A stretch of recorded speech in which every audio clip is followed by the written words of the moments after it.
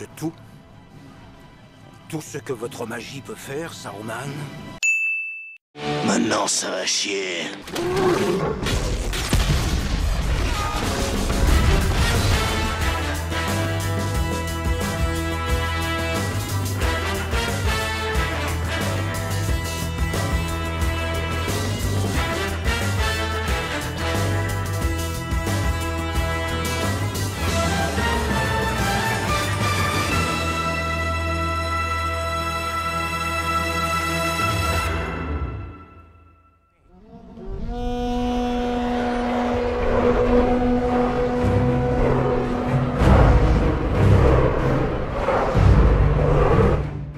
Et salut à tous, aujourd'hui on retourne en Terre du Milieu pour un épisode remastered d'une très ancienne vidéo.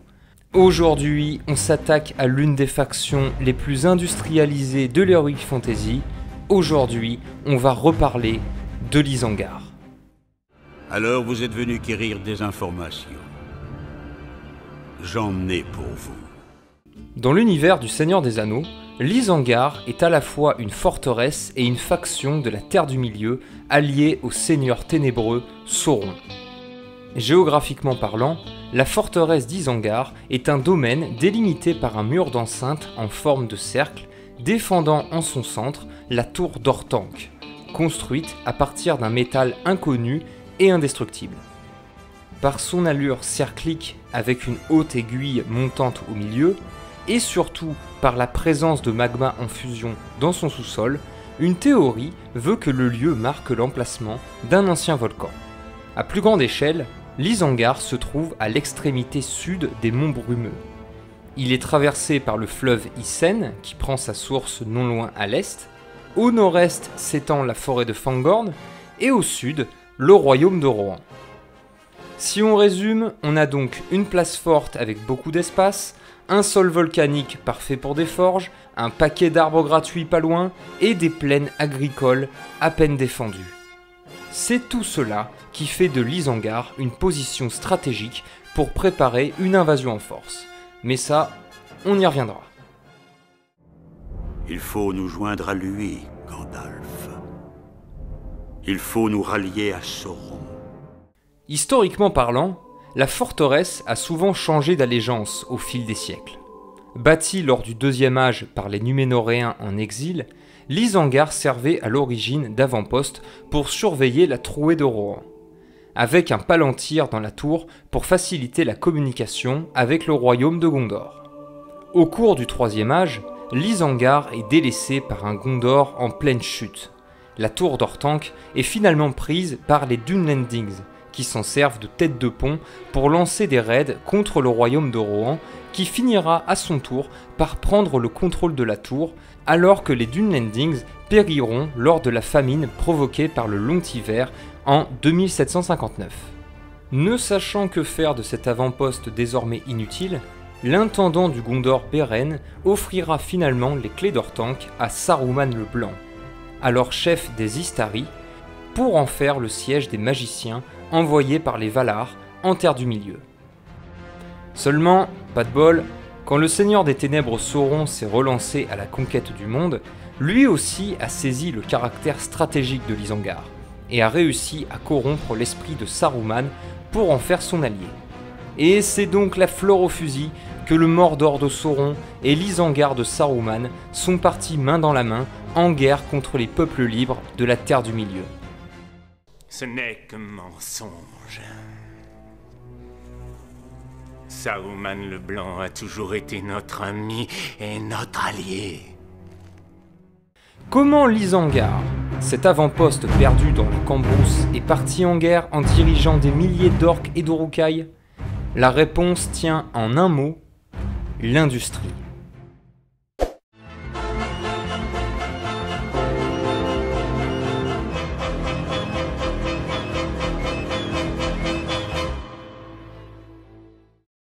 « 25 février 3019 du troisième âge de la Terre du Milieu.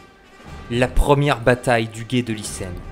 Les troupes d'Isengard mettent en déroute les Rohirrim. Au milieu des morts se trouve Théodred, l'unique héritier du trône du Rohan. Dans le cœur des Rohirrim, la douleur, laisse place à la colère. Aucun ne s'en rend compte, mais la guerre de l'anneau vient à peine de commencer. Pendant qu'au sud, Sauron regroupe ses forces pour envahir le Gondor, Saruman le Blanc décide d'attaquer en premier et envahit le Rohan en profitant de l'éparpillement des Éoreds aux quatre coins du royaume. Souhaitant concurrencer la toute-puissance de Barad-dûr, Saruman utilise toutes les ressources à sa disposition pour transformer l'Isengard en un centre militaro-industriel ultra sophistiqué. Il commença par exploiter la dévotion des orques et des gobelins de la région envers Sauron pour creuser le sol de l'ensemble du domaine, amenant en même temps à la création d'une machinerie minière très complexe. Cette première phase d'expansion est ainsi marquée par une explosion de la main-d'œuvre suite aux exodes massifs d'orques et de gobelins, attirés par l'écho des coups de marteau et les forges rayonnant dans la nuit. Mais la croissance industrielle de l'Isengard explosera lors de la seconde phase d'expansion. Saruman poussera les travailleurs à maximiser leur capacité de production. Une fois celle-ci atteinte, les orques et les gobelins s'empresseront d'améliorer la machinerie des forges. Et c'est là que l'Isengard atteindra un niveau de production en constante augmentation. Car chacune des deux forces de travail, main-d'œuvre et machine, motivera l'autre à maximiser sa production. Le rythme effréné des machines amènera les travailleurs à trimer de façon permanente. Et cette extrême motivation des orques et des gobelins conduira de son côté à une surexploitation des machines. C'est ce plan de croissance exponentielle qui permettra à Saruman de dominer le terrain dans les premières semaines de la guerre, et de mettre sur pied en un temps record une armée de 10 000 Uruk-hai prête à fondre sur le Rohan. Avant finalement que le soulèvement des Ents de Fangorn ne fasse s'effondrer tout le système le 3 mars 3019 du troisième âge de la Terre du Milieu. Mais c'est pas possible d'entendre des conneries pareilles! Comme nous venons de le voir, l'Isengard représente donc le segment industrie et pollution de l'univers de Tolkien. Là où le Mordor est déjà corrompu bien avant les événements du Seigneur des Anneaux, l'Isengard devient une terre de feu et de métal par la folie de son maître, Saruman le Blanc. Au départ, grand sage envoyé par les Valar pour combattre Sauron, Saruman est le symbole du côté obscur de la soif de connaissance. Son pouvoir, à l'origine vertueux, se verra au fil des années gangréné par la quête du pouvoir absolu, la jalousie envers Gandalf qui possède un des 3 anneaux de pouvoir des elfes, et surtout l'art de la manipulation. Dans le livre, et encore plus dans les films, Saruman démontre toute sa ruse et sa malice en retournant les discours de ses adversaires et en envoyant ses espions semer le doute dans les rangs des Rohirrim, pendant que les orques et les Dunlendings font le ménage des villages du Rohan. Ils ne viennent pas anéantir les récoltes et les villages du Rohan, ils viennent anéantir son peuple, jusqu'au dernier enfant.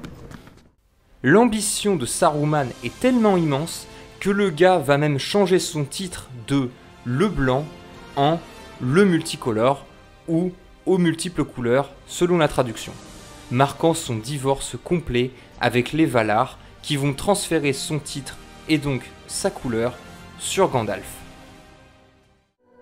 Je suis Saruman. Ou plutôt Saruman tel qu'il aurait dû être.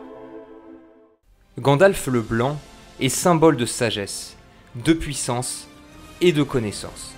Ce que Saruman fut avant que la vanité ne l'engloutisse dans les ténèbres du mal. Si je sors, Théoden meurt. Vous ne m'avez pas tué, moi! Alors vous ne le tuerez pas.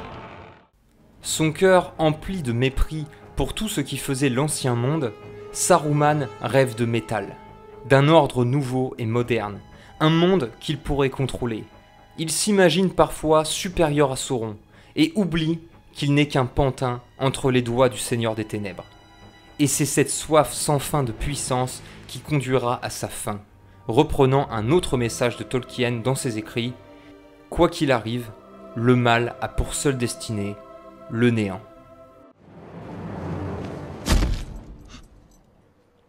Au niveau linguistique, tous les termes liés à l'Isengard mettent en avant ces deux grands thèmes majeurs que sont l'industrie de masse et la manipulation politique.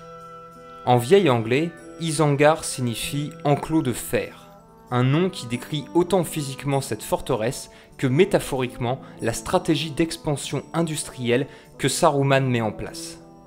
En Sindarin, la langue commune de la Terre du Milieu, Orthanc signifie mont du croc et esprit rusé en rohirric, ce qui va en adéquation avec le nom originel de Saruman, Curunir, qui en Sindarin veut dire homme habile, là où le terme Saruman, nom donné par les hommes du Nord, a pour base le vieil anglais siru, ruse ou talent. Et à la fin du livre Le Retour du Roi, Saruman tente d'industrialiser la comté et se fait appeler Charcou, ou vieil homme en noir parlé, la langue des orques, sous-entendant que les serviteurs de Saruman le respectent et voient en lui un leader né. Vous ne connaissez ni la peur ni la douleur. Vous goûterez à la chair humaine.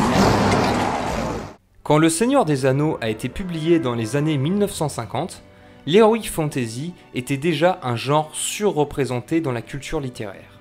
Tolkien en a juste rajouté une couche. Ses livres et ses contes sur la Terre du Milieu ont amené à la naissance d'un sous-genre littéraire, la high fantasy, sous-genre principalement marqué par une multitude de personnages secondaires accompagnant le héros, un univers très détaillé et inspiré, et surtout un paquet de batailles gigantesques. Et avec tout ce que l'on vient de voir, vous comprendrez que le symbolisme et les métaphores cachées sont une des forces majeures du Seigneur des Anneaux. Et si le Mordor apparaît comme une image formalisée du chaos et des instincts primaires de violence, l'Isengard nous donne une image très péjorative de l'avènement de la société industrialisée face à la culture traditionnelle représentée ici par le royaume de Rohan. Cette critique de l'explosion industrielle est là aussi un épisode qui a marqué la vie de Tolkien. Bien qu'il soit né en Afrique du Sud, l'ami JRR a passé la majorité de sa jeunesse dans la région de Birmingham, dans l'ouest de l'Angleterre, dans ce que l'on appelle le Black Country, une terre recouverte d'usines et de mines de charbon, une terre tellement usée que le sol en est même devenu noir. Cette relation que Tolkien a connue avec la population minière a eu une forte influence sur son écriture. Et il est indéniable que cet environnement l'ait inspiré pour créer d'une part l'Isengard et le Mordor, pour leurs terres désolées, arides et noires, et d'autre part la comté pour les plaines vertes et parfaitement ordonnées de l'Angleterre. D'ailleurs, on en parlait tout à l'heure, à la fin du livre Le Retour du Roi, Saruman, sous le pseudonyme de Charcou, va envahir la comté après avoir fui Orthanc. Il va alors relancer son projet d'industrialisation et mutiler le paysage féerique de la comté. Là encore, Tolkien s'inspire de ce que lui-même a vécu dans son enfance lors de l'industrialisation des campagnes du Black Country. La dernière marche des Ents sur l'Isengard, inspirée en partie par l'avancée de la forêt de Birnam sur le royaume de Macbeth dans la célèbre pièce de Shakespeare, pourrait être la réponse de Tolkien à ce désastre écologique. Un avertissement sur le devenir de la société si elle continue à ravager la nature. Saruman, ce n'est pas digne d'un magicien. L'Isengard est donc plus qu'une armée dirigée par une marionnette soumise au Seigneur Ténébreux. Il s'agit d'une faction très proche technologiquement parlant de notre société moderne. L'Isengard nous montre le côté obscur de la société industrielle. Il s'agit d'une terre noire, rongée par l'activité minière, et d'où émanent la violence, la fumée des bûchers et les nuages de cendres. Et là où le Mordor doit son environnement désolé et brumeux à la présence du mal absolu, l'Isengard est devenue une terre de métal et de feu suite aux actes d'une population tournée vers la guerre totale et l'anéantissement de son voisin traditionnaliste. Tolkien nous donne ici une vision pessimiste de la destruction industrielle qu'a subi le pays dans lequel il a grandi. une vision finalement proche de celle d'autres écrits, comme Germinal d'Émile Zola, qui nous présentait plusieurs décennies auparavant les horreurs du travail dans les mines. Car comme les forges d'Isengard, la veine du Voreux nous montre un monde noir où seul compte la marge du progrès et une déshumanisation totale de la main-d'œuvre. L'ancien monde brûlera dans les flammes de l'industrie. Les forêts tomberont. Et voilà, c'est tout pour aujourd'hui. J'espère que cet épisode remastered vous aura plu et que vous en aurez appris autant sur Isengard que sur l'univers de Tolkien en général. Si vous voulez plus d'infos sur l'univers du Seigneur des Anneaux, pas de soucis, vous pouvez regarder mes autres vidéos traitant du sujet. Bien évidemment, vous pouvez aussi me proposer des sujets à analyser pour les prochaines vidéos. Et d'ici là, je vous dis à bientôt pour une future chronique. Ciao! C'était vraiment très intéressant.